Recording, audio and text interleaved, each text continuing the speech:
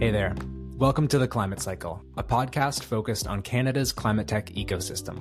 In each episode, we sit down with founders building climate solutions right here in Canada to better understand the challenges presented by climate change and what we can do about it.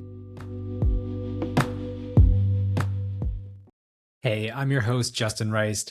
Today we're doing something a little different and diving deep with three Canadian hard tech founders to get their hard-won lessons and real-world experiences on what it really takes to build first-of-a-kind projects and partner with industry to scale them. Our first guest is Saad Dara, co-founder and CEO of Mangrove Lithium, who's developing an electrochemical lithium refining process and is on track to become one of the top refiners in North America. Next, we'll hear from Lowrie from Arca, whose team is working with global mining companies to integrate carbon removal directly into mine operations. And last but not least, Jonathan Rhone, co-founder and CEO of CO280, a company developing large-scale carbon removal projects in the pulp and paper industry. Across these conversations, we go deep into the nuts and bolts of building first-of-a-kind projects, why turning waste to value can be a winning proposition, and the keys to landing customers and navigating existing industries. You'll hear a common set of challenges: risk, speed, partnerships, and credibility, and how each company has learned to turn industry constraints into pathways to scale.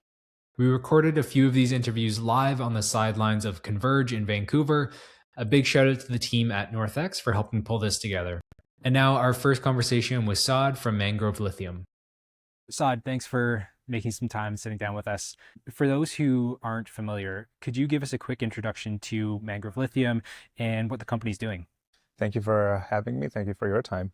So my name is Saad. I'm the CEO of Mangrove. Mangrove is working on developing an electrochemical technology for the conversion of different lithium feedstocks into battery-grade chemicals. So if you're not familiar with the lithium-ion battery supply chain, after the lithium is mined, it often needs processing and refining to get to the chemicals that can actually go into battery manufacturing. So think of it very much like what a crude oil refinery will do for crude oil to gasoline. You still need that refining process for lithium.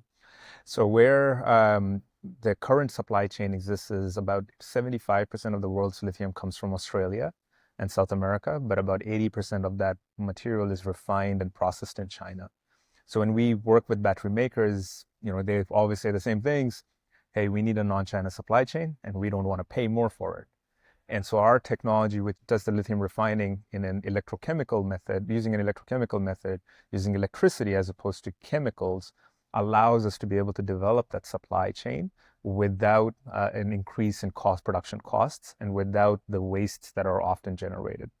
So we as a company, instead of using chemicals, which account for about 40% of the OPEX in a traditional process and contribute to a significant amount of waste, we eliminate them all altogether.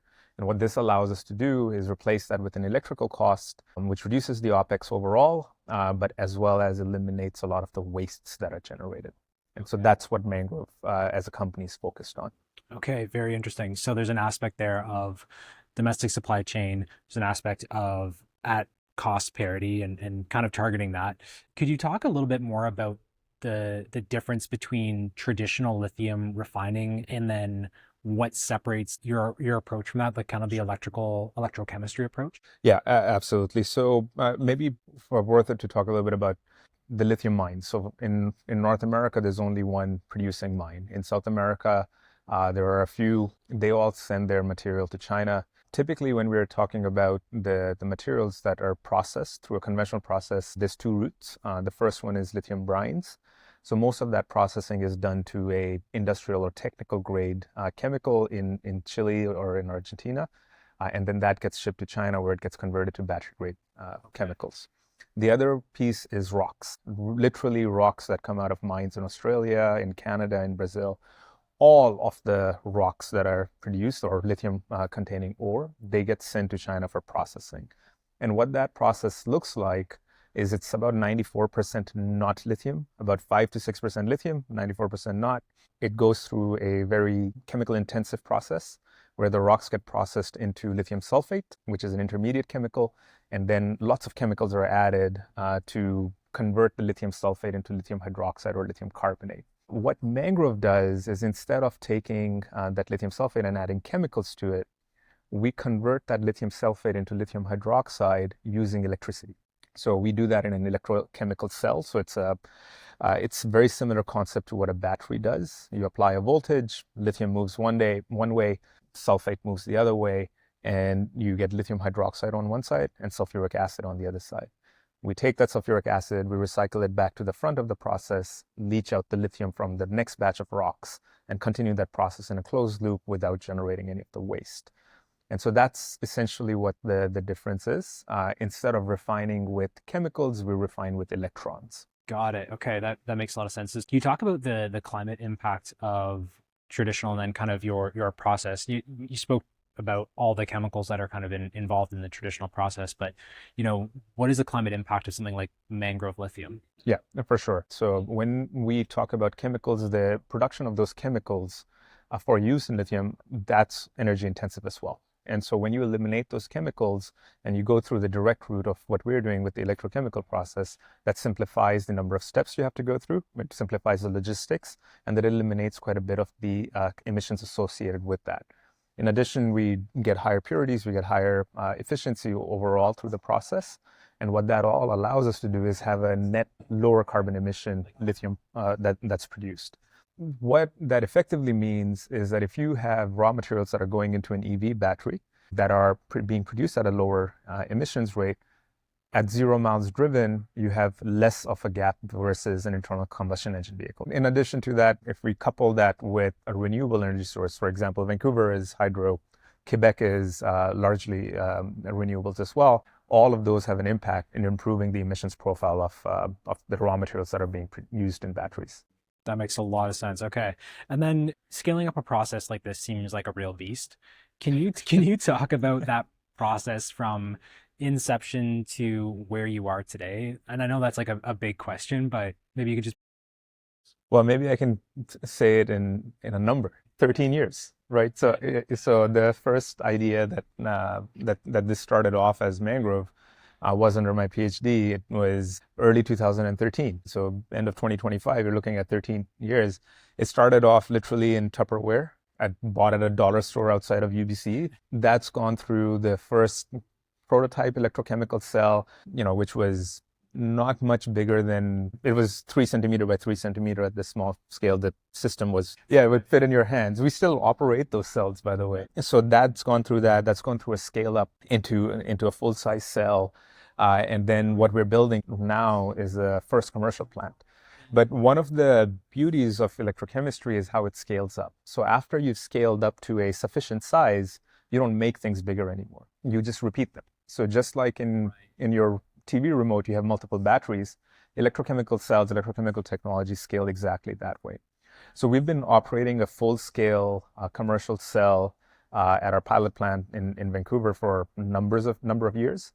What we're building now is a first commercial plant where there's a full-scale stack. And that stack, once you've demonstrated that full stack as one module, going to any plant capacity is just a repetition of those stacks. And so it's been a long journey, but getting to this point is quite a big deal for Mangrove. I'm quite excited to see that happen on a personal level, but also on a professional level. It's every engineer's dream to see that go from nothing to the full TRL9 scale. Yeah. And so for that first pilot plan, I really want to talk about the commercial plant, but for that first pilot, what were some of the pieces that needed to come together there? Like, offtakes and kind of pre-purchase part of it. How do you kind of like make that come to life? Yeah, so the first pilot plants that we did, we were actually a desalination and water treatment company. So the technology was really developed around treating salty water. And then we found a new market application with lithium, and so we've been focused on that. Oftentimes, it wasn't necessarily about offtakes and feedstock agreements. It was really about going to lithium companies and saying, hey, this is a new process. This is what we think the process will be able to do for you. Are you interested in testing it out, providing some chemicals? We'll do some technical exchange, etc. So that's how we did the piloting work. Since then, we've decided to really try and control our own destiny. And so what that's meant is to try and become a lithium refiner ourselves. And so with that, we have entered into feedstock agreements. We've entered into offtake agreements where we're building our own plants, which will be taking in material and processing it to product. and then selling that product into the market. It's an iterative process in the business model, in the technology scaling, and in different things. So at this point, we're working directly with off-takers and mining companies or battery recycling companies even, and taking that material, building our own plants, and then processing that out. That's really exciting because I would imagine it's a little bit, the clear path, I think, is to either license the technology or sell to the existing refiners. What made you decide to take on the full stack yourself? Yeah, there was a person that I worked with when I was young as an engineer, and he gave me the concept of the iron triangle. So the iron triangle is cost, time, and quality. You can only have two. So we wanted to control our destiny, and we wanted to move very quickly.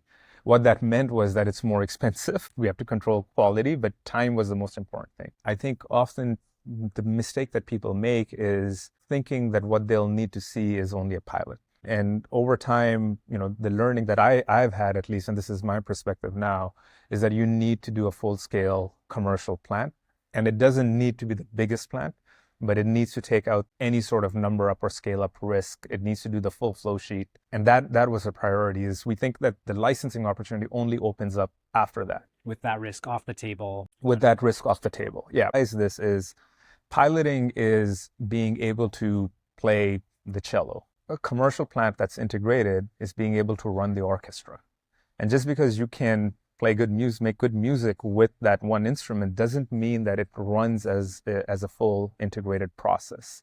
And so the most important thing for somebody to be able to license is to be able to believe that the orchestra will make good music. You can show that you know what you're doing as a conductor off the process. Yeah, no, that's really interesting. And I think not to underestimate the amount of risk involved at each of these stages. And it's not just the first technical risk, it's the risk profile changes as you scale up and add more, modules to it.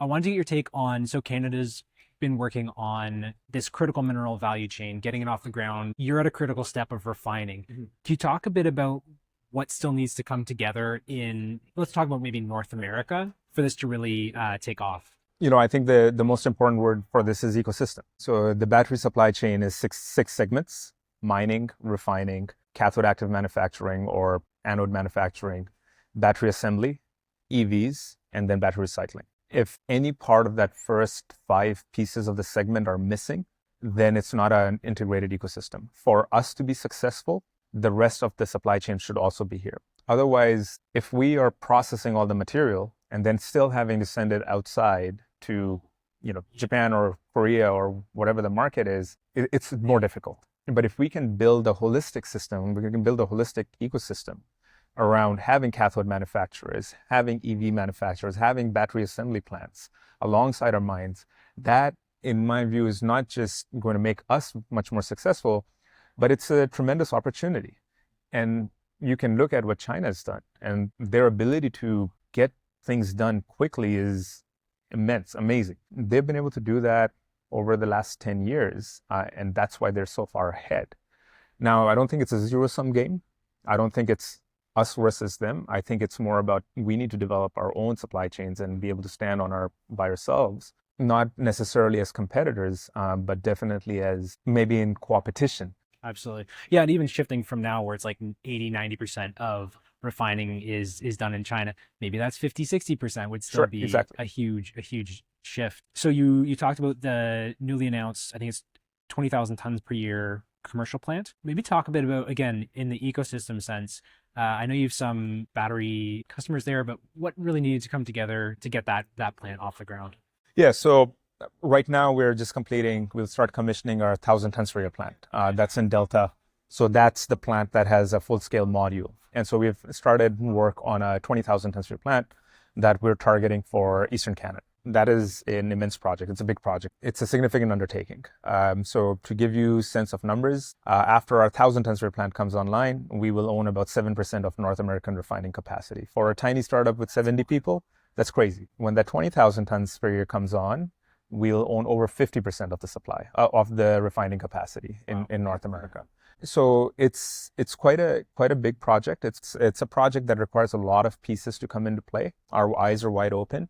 I think it will require involvement at some level of a strategic. I think government funding will be really important. Feedstock offtake agreements are going to be quite important. And the thing that shouldn't be forgotten in all of this is the successful 1,000 tons per year plant is actually going to be really important. So over 2026, we're going to be operating that and demonstrating that, but that's a stepping stone.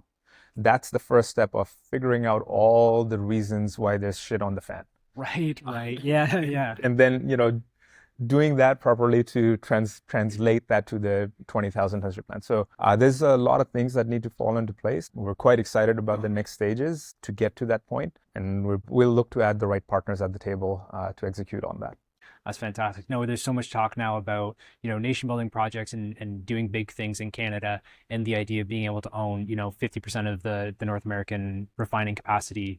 Seems like a huge unlock, obviously for your company, but even just for Canada's economic ambitions, it seems like a huge step forward.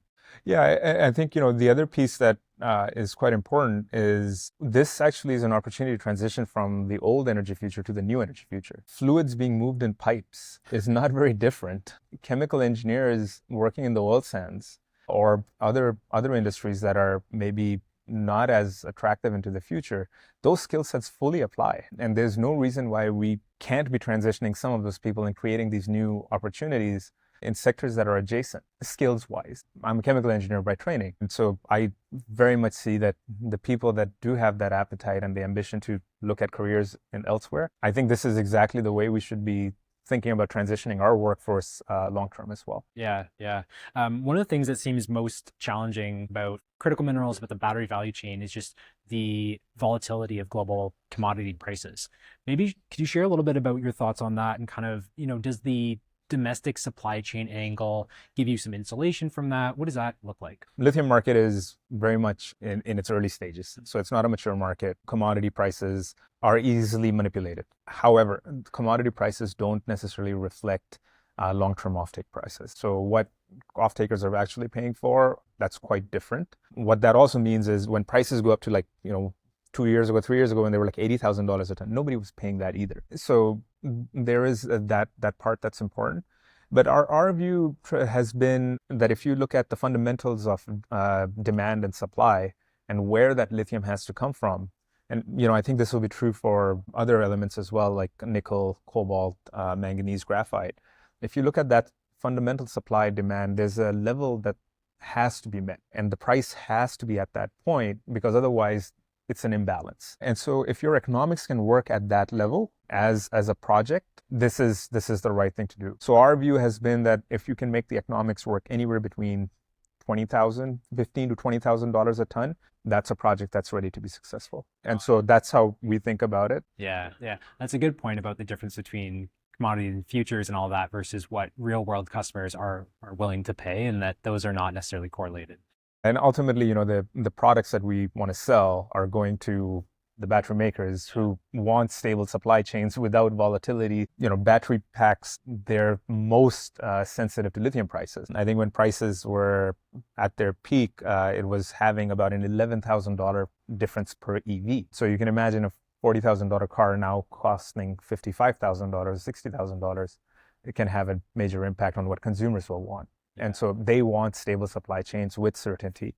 Definitely. Yeah. I was curious, if you had some words of advice or key lessons that you've learned that you'd want to share with other hard tech climate founders, like what are some of the big things that you've learned that you think other founders should know about? Yeah, I think timing is, I'm not the first person to say this. Timing is key. Getting to market quickly is key. Demonstrating the most important things as quickly as possible is really important. But, I think everybody says that. So what does it actually mean in practice? So maybe to give an example of the things that we have learned is saying to a customer or saying to another partner, hey, I'll demonstrate this piece, but can you do the end and front end?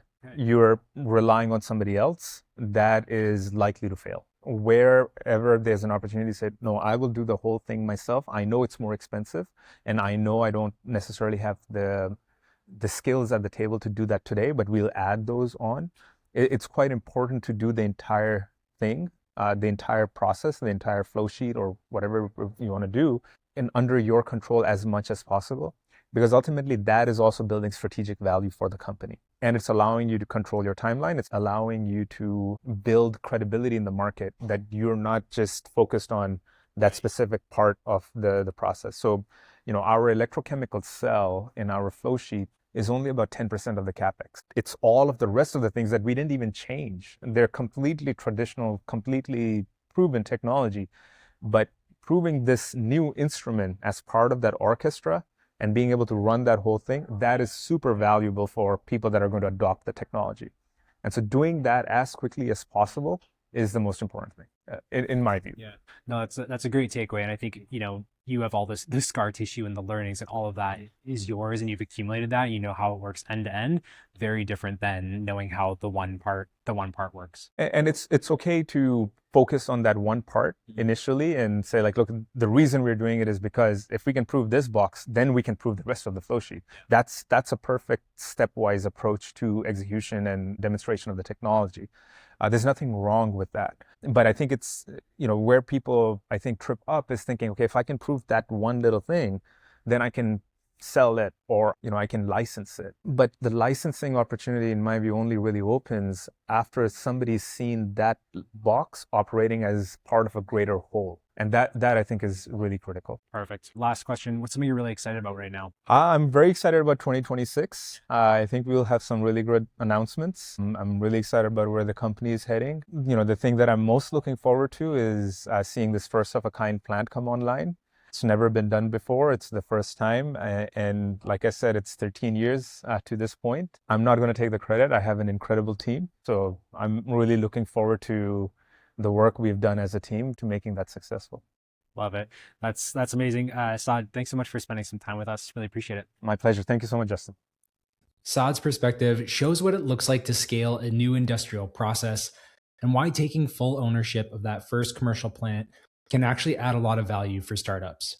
This theme of working inside heavy industry continues in a very different context with Arca, where carbon mineralization has to fit directly into the operations of an active mine. I sat down with Sean Lowrie from Arca to hear more about their experience. Sean, thank you for joining me. Maybe just walk us through the problem that you're solving, both from a mining and a climate perspective. The main problem is after 200 years of industrialization, there's mountains of waste on the ground and gigatons of waste in the sky. So these two wrongs can make a right. We use industrial alkaline waste to remove atmospheric carbon dioxide. So this solves the environmental problem for all of us. And for mining in particular, it solves a number of problems. I think the one that I would like to highlight here is project economics.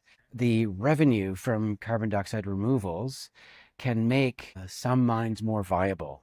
And there are additionalities like improving mine tailings stability, and some of our processes might improve metals liberation in the processing circuit. So there's a number of really interesting angles. So by integrating climate technology into heavy industry, you can get these really interesting leveraged benefits. That's really fascinating. I think I've heard this, part of this described as this kind of waste to value approach. But it also sounds like there's almost operational improvements that you can kind of get as well. Yeah, I mean, that's not proven yet. We've got some promising early results, and there's been some studies out there. But yeah, we think that by integrating carbon dioxide removal into mine processing circuits, it might improve the project economics. That's a great jumping off point. So how are you solving this problem? You mentioned microwaves there. What is this technology? There's a natural process called carbon mineralization. It's rock weathering. The example I always like to use is when India crashed into Asia and pushed up the Himalayas, enough fresh rock was exposed to the atmosphere, which weathered over 1,000,000 years, which is fast in geological terms. It removed enough carbon dioxide from the atmosphere to cool the Earth enough to form the Antarctic ice cap. So this is a massively powerful process. 99% of all carbon on Earth is stored in forms of rock. It just happens slowly. So if we can accelerate this, we can do some meaningful good in the climate struggle. But what Arca does is accelerate this natural process of carbon mineralization. So some heavy industries work with rock that contain the right type of minerals that absorb carbon dioxide. So some types of mines, nickel mines hosted in a rock called ultramafic, which has a high amount of magnesium. So when the nickel is removed, the waste rock called tailings is left on the surface and exposed to the air. It begins to absorb carbon dioxide naturally.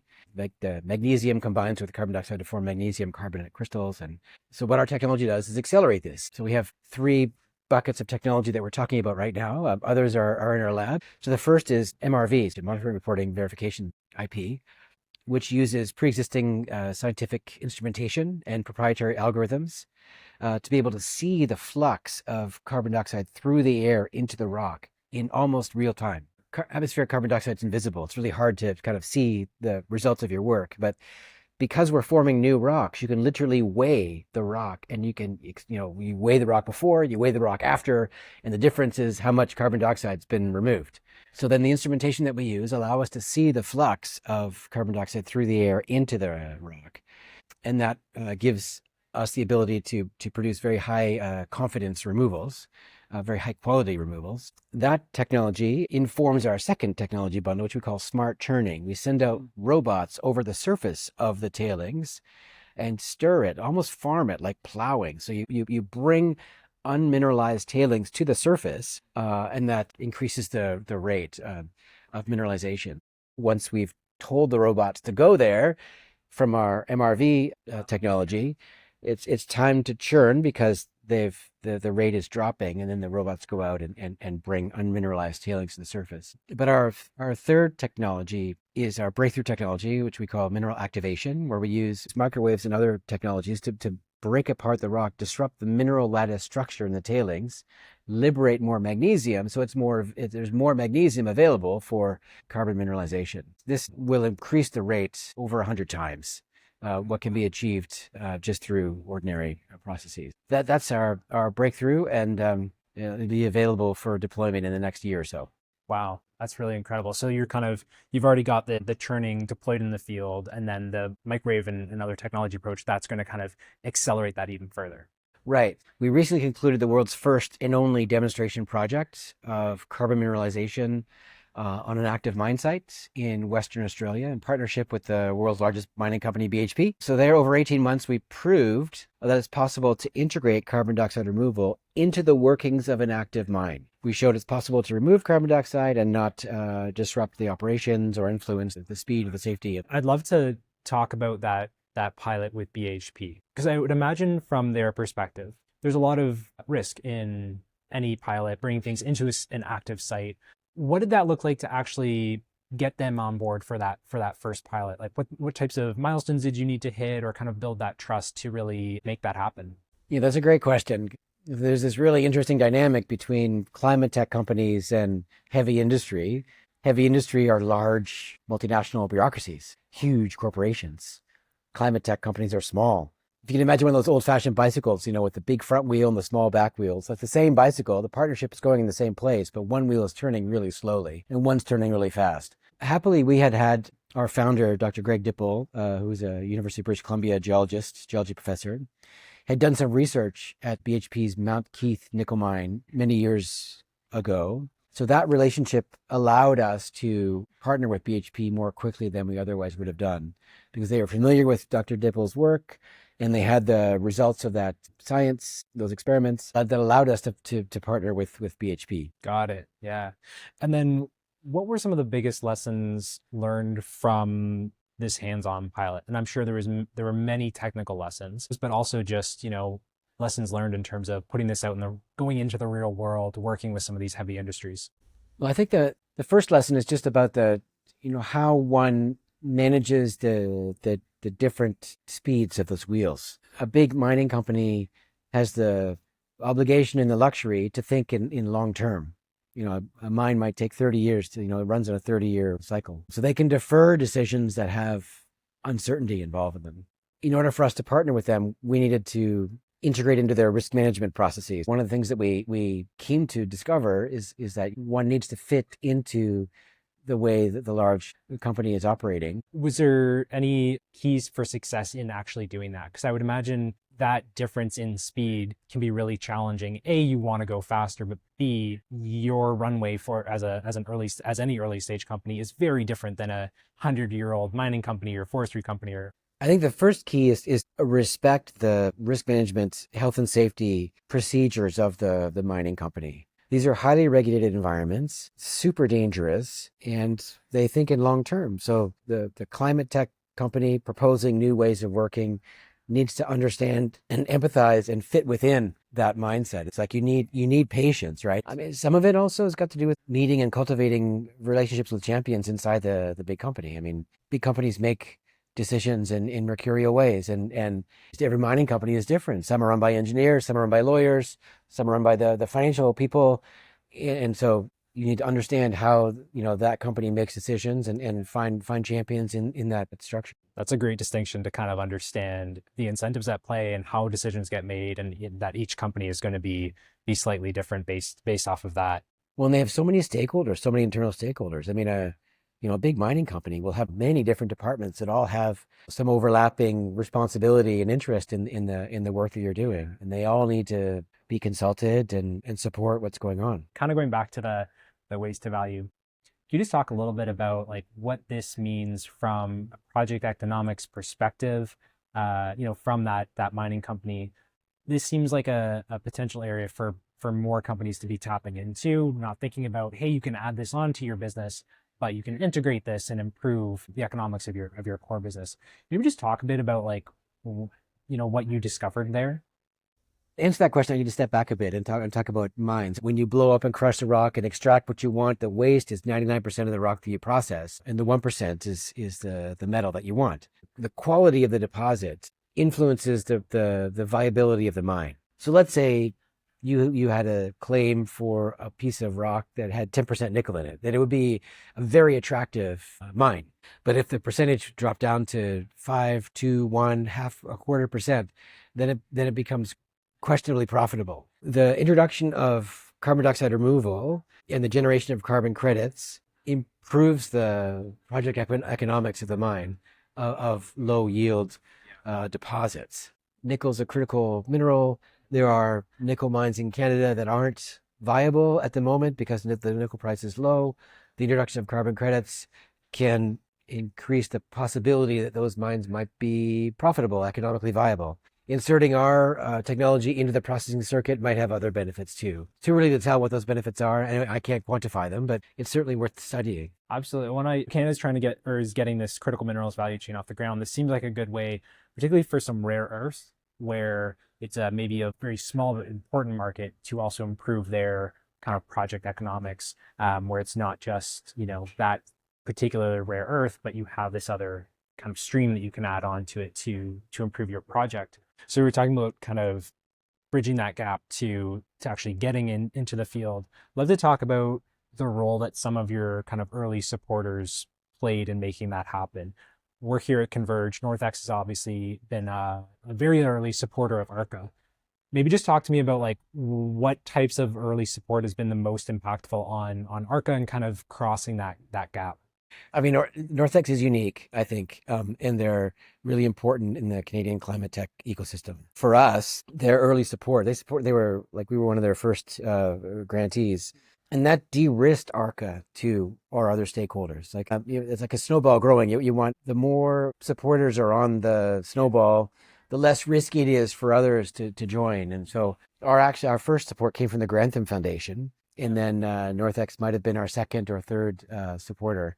But their unique position being from our home city and having this kind of climate technology focus in their support to Arca de-risked Arca to other funders and other partners. It helped us build momentum. The money was important, of course. It helped, it paid for our scientists and engineers to roll out the tech in Australia too.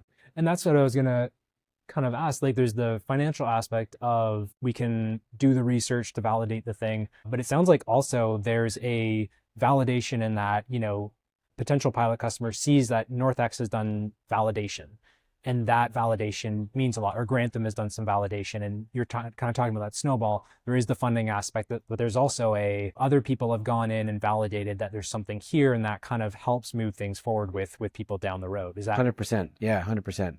Because every investor or grant maker has their due diligence process, and so there's a lot of implied scrutiny with every grant. Got it? Yeah. I want to talk about the recent Microsoft offtake. Microsoft is, one of the leaders in carbon. What does an offtake like that mean for Arca and your ability to scale? Like, what doors does this open? It's huge for us. Not easy to get. Took 18 months of work. So the due diligence process of that offtake was super rigorous. It does a couple of things. I mean, Microsoft itself, by being a leader in the carbon dioxide removal procurement space, offtake space, is really advancing the industry, and it's a really important leadership role. The rigor of their process is a really important signal to the rest of the industry that the removals that we will be producing will occur, and they will occur to very high standards. There will be community engagement and co-benefits. The removals will be unambiguously verified. There's high confidence in our ability to make these deliveries. So the Microsoft offtake, it elevated our company, because now we have the certainty of a commercial relationship with a buyer, upon which we can obtain investment and financing to build projects. So it's a really important foundational piece.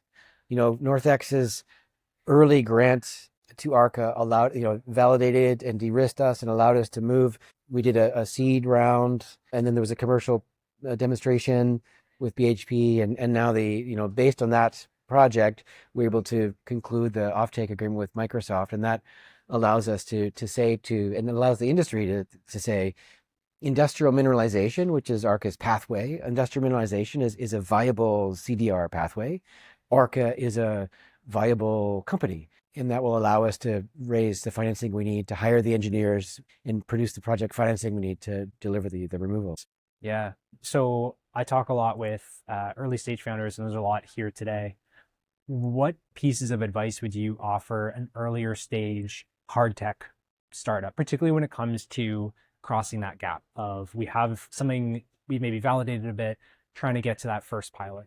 A really common theme in Arca's journey is just, optimism, tenacity, and just keep going. I mean, it might be a cliche in startups, but I think it really matters. It really is really important for our journey. When we're working with heavy industry, they may come up, our partnerships have been with super large organizations, and they'll have requirements and things that may seem like blockages, but they're just requirements you need to work with. And just by maintaining a forward looking positive attitude and just keep going, eventually you find your way through.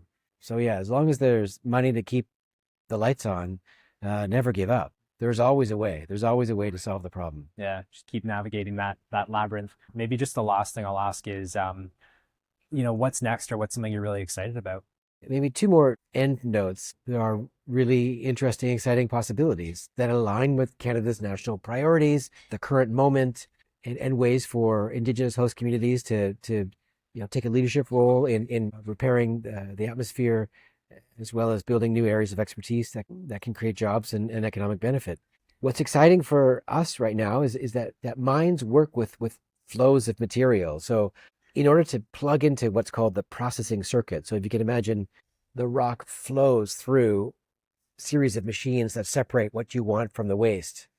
And so in order to really work effectively with the mining industry, your technology has to work with flows of material. What NorthX is supporting us with is and NRCan, Natural Resources Canada, is building a lab scale prototype of a flow through reactor that uses microwaves and heat to disrupt the mineral lattice structure and liberate more magnesium as rock flows by. And kind of fit into their existing process structure. Right. Yeah. So that's very exciting. It's never been done before. It's the only thing on the world that is like it is right here in Vancouver. And in a year or two, we'll have learned enough to be able to build a deployable prototype, which then could be deployed on a tailings pile. And hopefully in the future, new mines might be designed with this sort of technology inserted in the circuit. It's pretty hard to retrofit an existing mine, but new mines could consider carbon dioxide removal as part of its initial project economics. Yeah, that's really exciting to think about, this kind of new era in mining, if we can start integrating some of these processes and doing this a lot better. Very exciting stuff. Sean, thank you so much for spending some time with me. This was really interesting. Hopefully we'll talk again soon. Sean's experience shows the reality of working inside large, risk-sensitive industries and the work that startups need to do to build relationships and integrate with both the pace and processes of big industrial partners. Sean also talked about demand signals, another critical part of working with industry, and something that our next guest has been laser focused on from the start. Jonathan Rhone is the co-founder and CEO of CO280, who's deploying commercially proven carbon capture technology in billion-dollar projects with pulp and paper mills across North America. Jonathan, thanks so much for joining us today. So CO280 works in a part of the economy that doesn't always get a lot of attention, pulp and paper, but the emissions and the waste streams from that are critically important problems to solve. And so I'd love to hear from you. Maybe just give us a quick introduction to CO280 and what the company does. Yeah, thanks, Justin. Great to be here.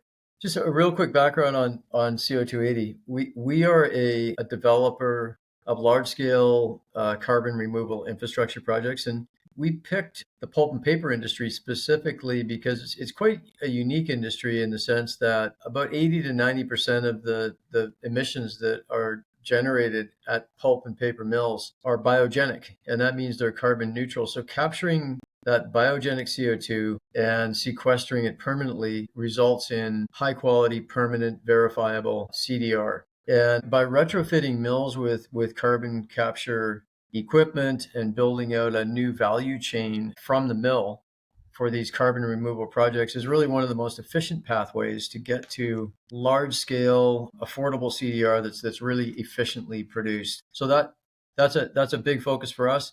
We started the company about 3 years ago. Today, we've partnered with virtually every pulp and paper company, large company in North America. We've got about 40 total projects in our funnel. We've got about a dozen that are in active development, and they're all $500 million to $1 billion of capital, and they'll result in 400 to 500 up to over 1 million tons a year of carbon dioxide removal. So these are big projects. So that's what we're doing. That's really exciting. I mean, just the fact that you have that much traction really, I guess, speaks to a need in the industry. Could you maybe just talk a little bit about the scale of this opportunity and maybe like how did you come to focus on pulp and paper?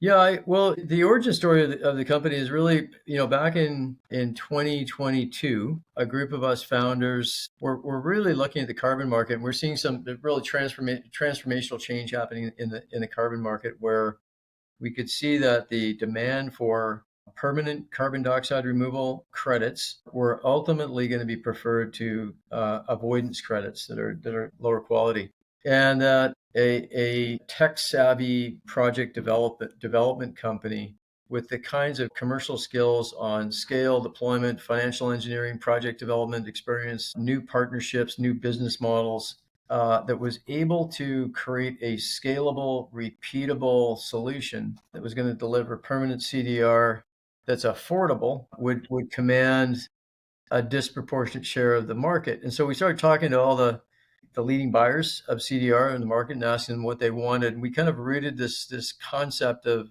we have a technology company's obsession with customers, which drive kind of all of our decisions. And so when we looked at how we would deliver what the market wanted, we looked across all the different options, and we didn't see anything that really appealed to us. The solutions we looked at were either too expensive, the technology was years away from being commercial, or it was hard to verify.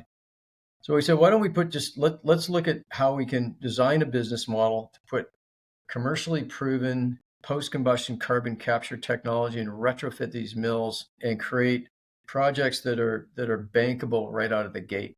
And then we can unlock a whole bunch of capital and do it very, very efficiently. So that was kind of the thought process. And It's largely turned out to be true. So we're pretty excited about where we are today. Yeah, yeah, no, that's really cool, and it sounds kind of like the a lot of the innovation is happening on that business model aspect and taking proven 100%. technology, but innovating on that and really focusing on those repeatable processes. Pulp and paper, I would imagine, is an industry that doesn't get a lot of new tech providers coming and approaching them. Would love to understand. So you're helping mills manage a waste challenge, but also generating this new value stream for them.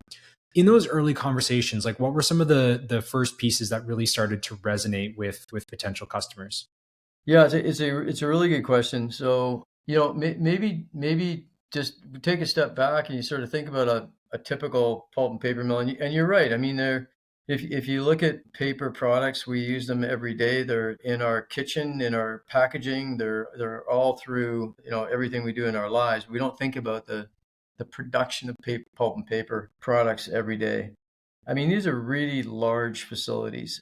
And what's unique about them is that when they bring in millions of tons a year of woody biomass into these facilities, the fibers used to make the paper, there's a lot of biomass waste products that are burned in these huge boilers that are located on site.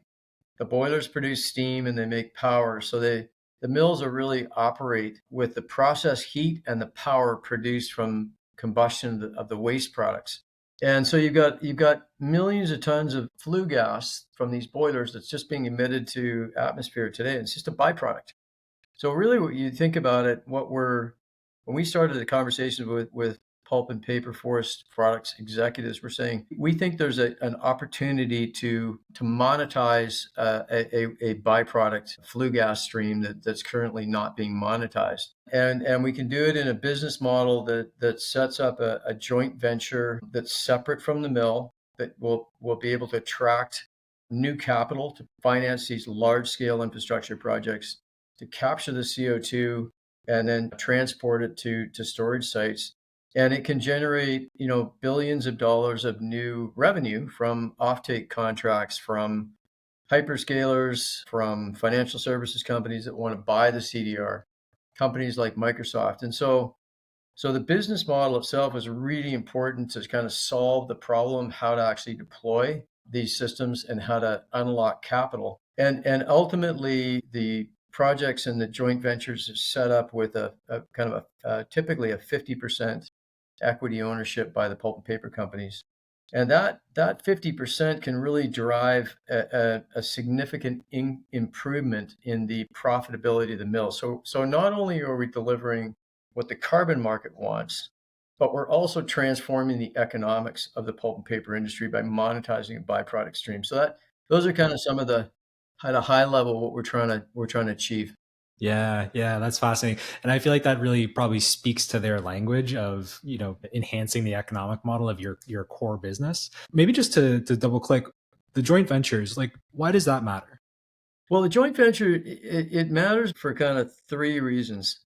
Number one, it's set up as a separate entity, so it's kind of partitioned from the mill itself in terms of the legal structure. The joint venture finances, owns, and operates the capture plant and the capture project, and that project is a large infrastructure project, lots of capital, and then it's got long-term offtake contracts that provide revenue to that project, and those long-term offtake contracts allow us to attract capital to finance the capture plants.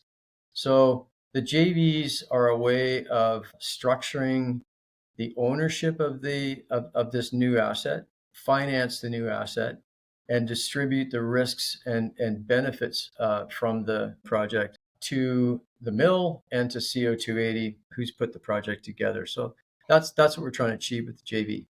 Got it. That makes sense. And then in some of your first deployments or pilots, like what were some of the big lessons you learned kind of doing this for the first time?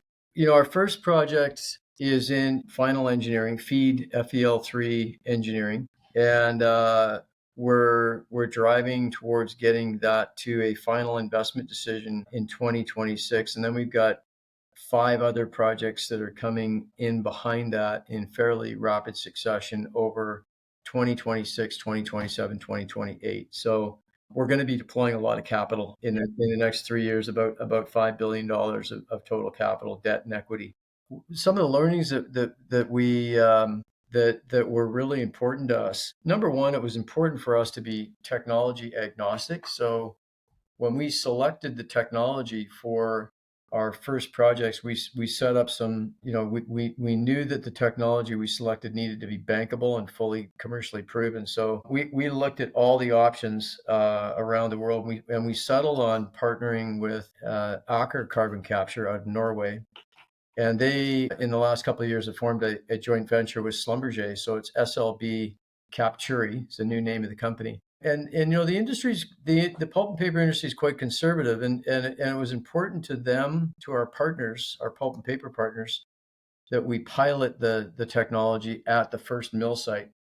So that took about a year. It took over a year to get that pilot designed and implemented and operated. And it was really we announced the results last week, and it was really an unqualified success. And it validated the performance of the technology on flue gas and capturing CO2 from these big, huge boilers at pulp mills. The technology itself has already been scaled up, but we needed to validate it on this particular application. That was a big important learning for us. Got it. That makes sense. Yeah. All the intricacies of this specific project is very different, I'm 100%. sure. So you mentioned some of the customers, hyperscalers, big tech, finance. For them, what are some of these buyers really asking for, and what's resonating with them? We talked more about the pulp and paper side, but what's clicking for them? Yeah, so the market for CDR is still relatively early, as you know. It's grown from really almost zero in 2020 to 6 to 8 billion a year today. It's dominated by Microsoft and some Google and some of the other hyperscalers. Frontier, which is an advanced market commitment made up of Stripe and Shopify and some of the other technology companies. What I would say is that some of the really big buyers have made an absolute commitment to get to net zero, and they know how much CDR they need to purchase in order to make that happen. And they're in procurement mode for CDR. And what they want is permanent, high quality, unimpeachable, large scale, permanent CDR. And they also want experienced, qualified teams to actually have confidence that those projects are going to be executed on time, on budget. That's becoming increasingly important. So the risk profile of these projects is increasingly important. And then there's a whole group of other buyers that we're starting to see emerge. So these are buyers from other vertical markets: financial services, banks, insurance companies, pharmaceutical companies, aviation companies, marine shipping companies, hard to abate sectors. And a lot of these companies are looking at their net zero goals and are realizing that there's a supply crunch coming. And so they're coming into these projects to buy smaller volumes to get started and to learn, with the goal to increasing their purchasing over time. It's a fascinating market because the drivers and the motivations to purchase CDR really vary from vertical market to vertical market. Remember, we talked a little bit earlier about our obsession with customer needs and market. Yeah. That to us is really important. It's important for our team to understand what those motivations are, so that we can help those customers address those needs. So a number of things that we find important. A lot of customers like the fact that we've got this huge network of projects. They want to see counterparty risk. They want to buy from different geographies. They like the fact that we've got quite a wide variety of different types of projects. They like scale, and they're focused on risk reduction. It's quite variable. Definitely. Yeah. No, and understanding that there's different profiles out there and different things are important to different buyers makes a lot of sense. If you're talking to other founders who are, just coming out of the lab and getting ready for maybe their first pilot or first demonstration, what's a piece of advice that you would offer them as they kind of think about, some of their first real world projects? I'm not sure I'm qualified to give advice to other folks, but what we found for ourselves is that it's really important to number one, not lose sight of the fact that in this market, it's no different. The fundamentals are no different than any other business, any other market. you've got to be selling value to customers and understanding what customer motivations are and how your particular pathway, your particular product meets those customer needs is I think, number one for us. I think number two, the technologies that are being developed in carbon removal, they're really important, but they need to be put into a complete solution and a complete value chain. So business model innovation, financial model innovation, structure of partnerships, unlocking capital, all of those things are really important to think about right at the beginning. And then lastly, if I was to advise anybody, I think would be just think about scale right from the outset. Think about standardization, scalability, repeatability. That'll drive costs down, and that'll drive employment and revenue. Yeah, that's fantastic. Jonathan, thanks so much for spending some time with us and sharing your insights. Really appreciate it. Thank you for having me, Justin. Great to talk to you.